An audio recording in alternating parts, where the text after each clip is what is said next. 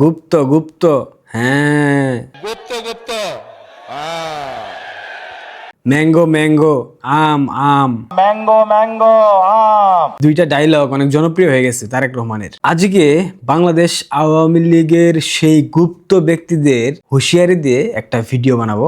কিছু বিষয় বলবো, সব বিষয় আজকে বলবো না, কারণ এখানে দলীয় ভাবমূর্তির একটা বিশাল ব্যাপার থেকে যায়। 5 আগস্টের পর বাংলাদেশ আওয়ামী লীগের প্রায় 140 জনের মতো এমপি কারাবন্দী আছে, রানিং এমপি।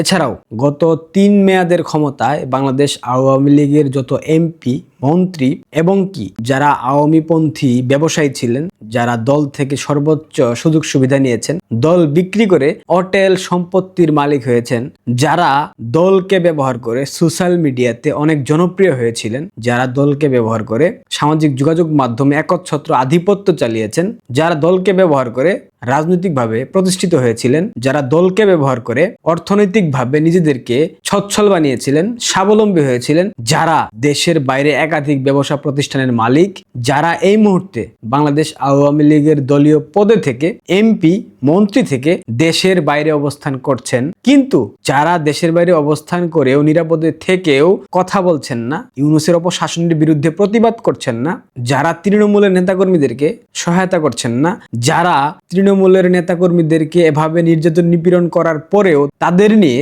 2 লাইন লিখছেন না, 2টা কথা সামাজিক যোগাযোগ মাধ্যমে এসে বলছেন না, তাদেরকে একটা হুঁশিয়ারি বার্তা। 5 আগস্টের পর থেকে আপনারা যারা বিশেষ করে কলকাতায় অবস্থান করছেন, যারা মধ্যপ্রাচ্যের বিভিন্ন দেশে অবস্থান করছেন, ইউরোপ আমেরিকাতে অবস্থান করছেন, যুক্তরাজ্যে অবস্থান করছেন, আপনাদের প্রত্যেকের কম বেশি আমলনামা কিন্তু আমাদের জানা আছে।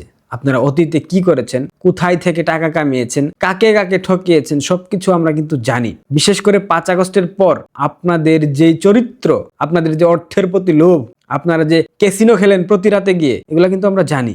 আপনারা হোয়াটসঅ্যাপ চালাইতে পারেন না, আপনারা কি ভাবেন, আপনারা কোথায় যান, কার সাথে ঘুরেন, কার সাথে আড্ডা দেন, কোন বারে গিয়ে মদ গিলেন, এগুলো আমরা জানি না? অবশ্যই জানি। ভাইবেন না কিছু জানি না, সবই কিন্তু জানি। ওই যে তারেক রহমানের মতো বলতে হয় গুপ্ত গুপ্ত গুপ্ত, এই গুপ্তদেরকে কিন্তু আমরা খুব ভালোভাবে চিনি। এতদিন দলীয় ভাবমূর্তির কথা চিন্তা করে কারো বিরুদ্ধে কিছু বলি নাই, টুকটাক সমালোচনা করেছি। আপনারা দল বিক্রি করে টাকা কামাইছেন, দলীয় নেতাকর্মীরা এখন এই সংকটের মধ্যে আছে, দল একটা কঠিন সংকট পার করতেছে। এই সময়ে এসেও আপনারা সেই উপার্জিত অর্থ দিয়ে বাজি করতেছেন, মদ গিলতেছেন, ক্যাসিনো খেলতেছেন, কিন্তু এদিকে অর্থ কষ্টে না খেয়ে অনাহারে ভুগতেছে দলীয় নেতাকর্মীরা।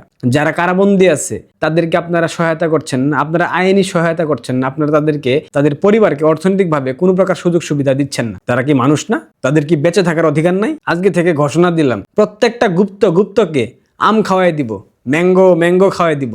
এখন অনেকে আমাকে ভাবতে পারেন, বলতে পারেন আমি একটা অহংকারের ছেলে, আমি একটা না, আমি একটা এইটা সেইটা, অনেক কথা বলতে পারেন, গালি দেন, কমেন্ট বক্স একেবারে উন্মুক্ত। তৃণমূলের পক্ষে কথা বলাতে, তৃণমূলের উপর যে নির্যাতন নিপীড়ন জুলুম হচ্ছে এসব নিয়ে কথা বলাতে, তাদের পক্ষে অবস্থান নেওয়াতে যদি আমি অহংকারী হয়ে থাকি, যদি আমার মধ্যে দাম্ভিকতা আসে, আমি এই দাম্ভিকতা নিয়ে অনেক গর্ববোধ করি। এটা আমার গর্ব, আমার অহংকার। 5 আগস্টের পর আপনাদের অনেকের আকাম কুকামের নথিপত্র, ফুটেজ সবকিছু পেন ড্রাইভে কপি করে রাখা আছে।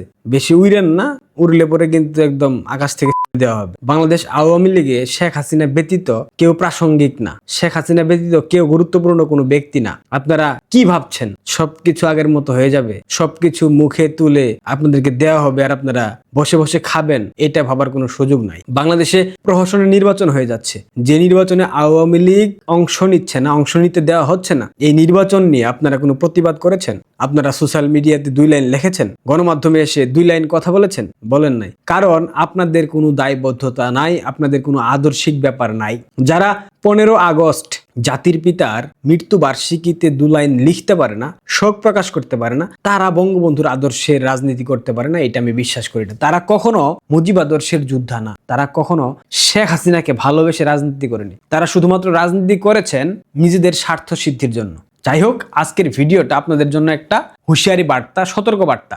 12 ফেব্রুয়ারি নির্বাচন আদৌ হবে কিনা এই নিয়ে যথেষ্ট সন্দেহ আছে, কিন্তু যদি নির্বাচন হয় সেক্ষেত্রে বাংলাদেশ আওয়ামী লীগ এবং বাংলাদেশের সচেতন যারা আছেন মানুষ, তাদের সবাইকে, পাশাপাশি যারা মুক্তিযুদ্ধকে ধারণ করেন, তারা ভুল করেও ভোট দিতে যাবেন না। এই নির্বাচনে যদি সরকার গঠন করা হয়, যেই করুক না কেন, বিএনপি কিংবা জামাত, সর্বোচ্চ 6 মাস এই নির্বাচনের মেয়াদকাল। আমি আপনাদেরকে বলে গেলাম, নিশ্চিত থাকেন আপনারা। আমি জানি এই কথাগুলো বলার পর, বিভিন্ন বিষয় বলার পর আমাকে অনেকেই হুমকি ধামকি দেবে, বাট আই ডোন্ট কেয়ার। হুমকি দিক, সমস্যা কি? একটা মাত্র জীবন, বেঁচে থাকবো যতদিন সত্যের পক্ষে কথা বলবো। মরে গেলে শেষ, কেউ মনে রাখবে না। আমি মরে গেলে আমাকে সর্বোচ্চ 30 দিন মনে রাখবে, এরপর সবাই ভুলে যাবে। এটাই বাস্তবতা। সো এসব নিয়ে আমি ভাবি না।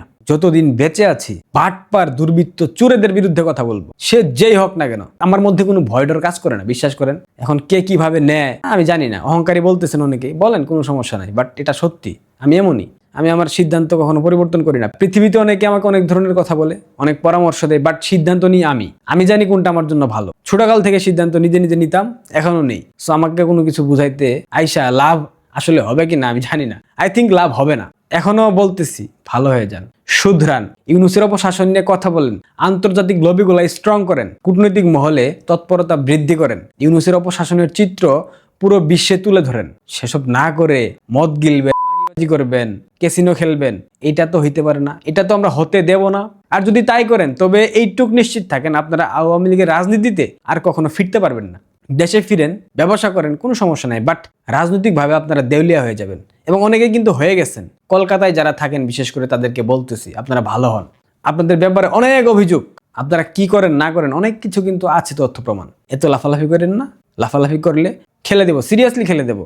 এখনো সময় আছে, শুধরায় যান। দলের পক্ষে কাজ করেন, বঙ্গবন্ধু কন্যার হাতকে শক্তিশালী করেন। বঙ্গবন্ধু কন্যা যাতে দ্রুত বাংলাদেশে প্রবেশ করতে পারেন, সেই বন্দোবস্ত করার জন্য যা যা করা দরকার সবকিছু করেন। দলীয় নেতাকর্মীদেরকে সহায়তা করেন, জামিনের ব্যবস্থা করেন, তাদেরকে অর্থনৈতিকভাবে একটু সাপোর্ট দেন, তাদের পরিবার যাতে রক্ষা পায়, বেঁচে থাকে। তাহলে দেখবেন এই দল ঘুরে দাঁড়াতে বেশি সময় লাগবে না। আর যদি এমনভাবে চলতে থাকে, আগের সেই পুরান চুরবাটপারকে সামনে রেখে চলতে চান, এই দল খুব সহসায় ফিরতে পারবে না। অনেকগুলো তথ্য আছে, আজকে বলতেছি না। আজকে জাস্ট একটা হুঁশিয়ারি বা সতর্ক বার্তা। নেক্সট ডে খেলা হবে। ওবায়দুল কাদেরের মতো আবার বলতেছি, খেলা কিন্তু হবে। এবং এই খেলায় অনেকে কুল কিনারা খুঁজে পাবেন না। আকাশ বাতাস, নদী নালা, পাহাড় পর্বত, সমুদ্র সবকিছু একাকার হয়ে যাবে, নিঃস্ব হয়ে যাবেন, নিঃস্ব, দেউলিয়া হয়ে যাবেন। মুখ খোলায়েন না। ধন্যবাদ।